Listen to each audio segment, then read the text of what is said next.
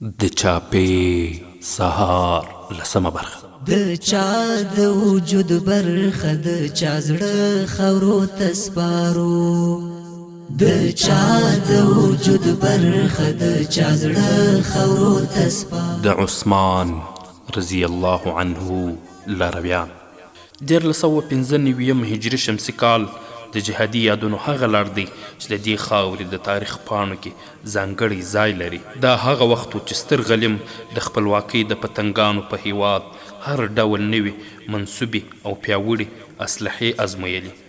بیلګې زموږ شپني عملیات یا د اولس په ژبه چاپا یادولی شو. دښمن هیڅکله په عام ولس زړهسوی نه درلود، خو ژمی د خپل طبیعت له مخې چې څه سخت و مکار دښمن به عام وژنه د شپنیو عملیاتو تر نامه لاندې پیل کړه چې دوی له دغه ظلم څاروي او وحشي ژوي هم خوندي نه وو. داسې شپه به ډیره کمه وه چې چاپه به پکې نه وه، خو په هر حال د مجاهد ملت اراده کلکه وه او د خپلواکۍ روح د هیواد په تنه کې په چلیدو.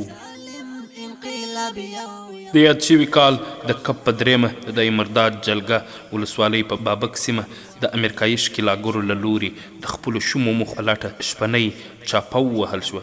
هلته یې زیات وحشت ترسره کړ. د جګړن انیس کور یې بمبار کړ. د همدې کور 4 تنه یې په شهادت ورسول، خو د دې ترڅنګ یې په همدې شپه د بابک مدرسه او د دې لویې مدرسې کتابتون چې سلګونه ټوکه دیني کتابونه پکې راټول شوي وو د اور په لمبو کې لولپه کړل. دا ظلم دلته پای نه مومي.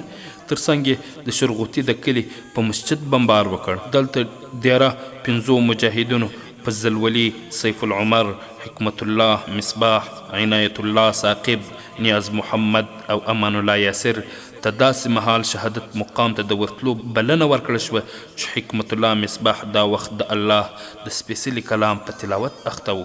د شهادت پر مهال یې مبارک مخ د قرآن عظیم الشان د پاڼو په منځ کې و. فکر یې د همدې الهي کلام په ارشاداتو کې ډوب و. دا د عثمان رضی الله عنه د لارې یو بل لاروی و چې پر خپله شمعه یې ځان شهید کړ. د شهید ستورو بل ملګری شهید استاد په زلولي سیف العمر بیا د شهادت ژوند ته داسې مهال ورغی چې خپل لاسونه یې لکه د ولاړ لمونځ کوونکي لاس په نامه د کائناتو پالونکي رب ته په خشوع او خضوع ایښي وو. د نوموړي شهید داسې کړنې د دې ښودنه کوله چې دوی هر وخت د لوی رب عز وجل په تعظیم قائل دي.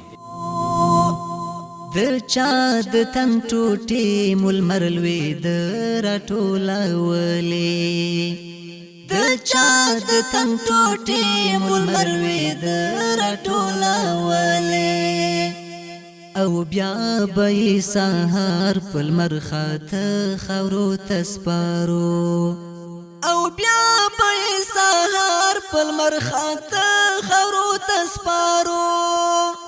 د چا د وجود برخه د چا زړه خاورو ته سپارو، د چا د وجود برخه د چا زړه خاورو ته سپارو. یو ګل د شهادت په خوب ویده